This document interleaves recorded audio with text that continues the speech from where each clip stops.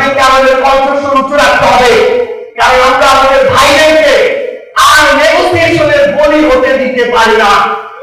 BNP যদি তাদের সময়ে মৃত্যুদণ্ডপ্রাপ্ত আসামি শেখ হাসিনাকে বাংলাদেশে ফিরিয়ে এনে তার রায় কার্যকর না করে ওসমান হাদিদেরকে তাদের বিচারের মুখোমুখি করে তাদের ফাঁসির রায় কার্যকর না করে বিএনপি যদি মনে করে এগুলো করে তারা পার পেয়ে যাবে, বিএনপি এগুলো করে পার পাবে না।